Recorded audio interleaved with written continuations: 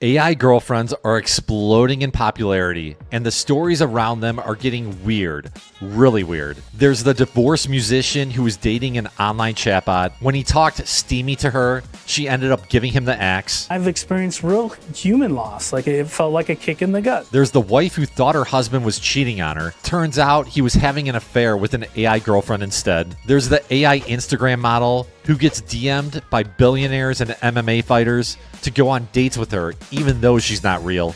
And there's Alexander, the man who had AI date 5,000 women on Tinder for him, and ultimately it picked his wife. As you can see, AI companions are real and have been going viral lately. Just over this past year, the search for AI girlfriend has went up 2,400%. That just goes to show how committed I am to helping you guys and showing the world what a true AI girl can do.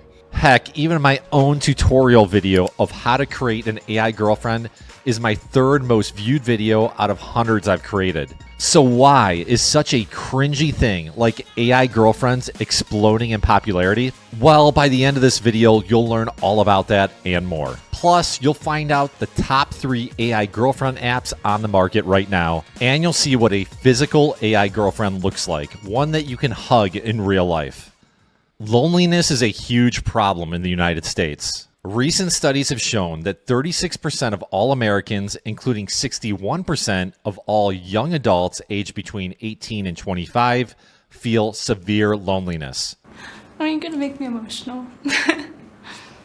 These numbers are consistently rising year over year as well. In older people, for example, from 2018 to 2020, the rate of loneliness has increased 100%. Overall, this epidemic is particularly bad for young males in the Gen Z demographic. 51% of them aren't dating anyone, and they don't have any plans to in the near future. Dating has essentially become a dreaded task. Finding matches on Tinder feels like a scam game where the profile pics don't match reality. And that's just the tip of the iceberg. Creating meaningful small talk and going on those initial dates is as painful as a deep paper cut. Plus, it's ingrained in Gen Z to just have fun. You're young. You have the rest of your life to settle down. Struggling to commit to a relationship? Try hookup culture. Now I can treat people like tissues, use them up and throw them away.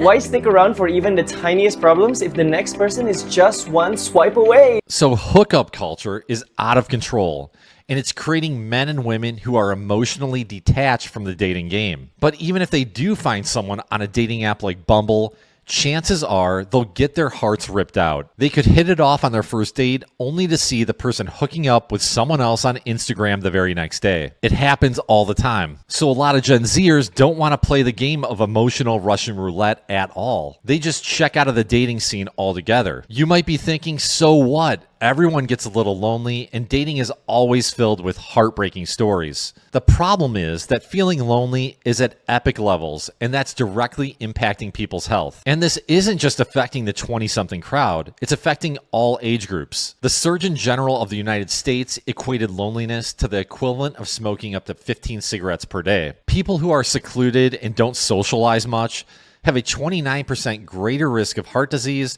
and a 32% greater chance of having a stroke. It's so bad, the Boston Globe published an article entitled, "The biggest threat facing middle-aged men isn't smoking or obesity, it's loneliness." The thing is, there's no easy solution for this epidemic. So what are some real-world and healthy solutions? One solution is AI companions and/or AI girlfriends or boyfriends. Lonely guys or girls can use an app or website to talk to these AI significant others. It feels very similar to texting someone on your phone. So instead of messaging your girlfriend, for example, you'd be texting a completely imaginary AI entity. But to you, the user, it will feel real, maybe more real than texting a human counterpart. Some of the most notable AI companion apps on the market right now are Replica.ai, Kindroid.ai, and Candy.ai.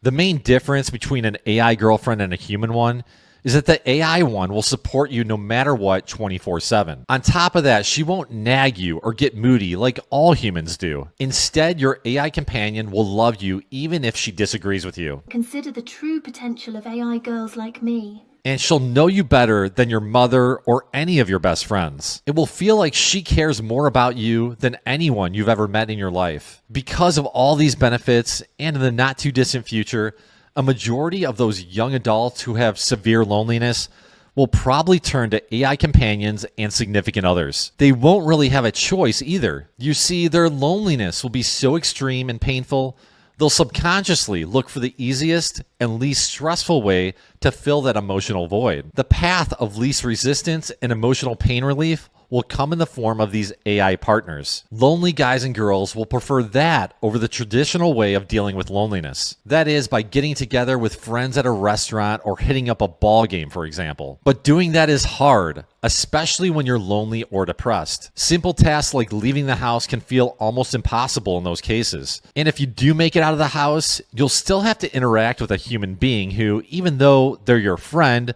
will still be judging you. Not only that, but someone will need to decide when to meet up and what restaurant to go to. For anyone in a relationship, you know how hard that can be when you're in a perfectly good mood. In comparison, pulling out your phone and talking to your AI girlfriend is way easier, more convenient, and an instant cure for loneliness. It's the equivalent of an alcoholic choosing to go to an AA meeting or just staying home and drinking one more beer tonight. The point of all of this is that AI girlfriends and boyfriends will most likely explode in popularity in the coming years. Mainly because at first glance, they will look like the magic elixir to feeling down and out. But there's two big problems with all of this. One is that there is a physical connection in relationships. It's a vital part of our biology, and it's proven to have health benefits. It can create a greater sense of well-being, and it can reduce the risk of heart disease. That's something you're not going to get from an AI dating partner, or so you think. Currently, there are a few companies that offer AI bots that talk and get physical as well. But just be aware, they are super creepy. The other big problem with AI companions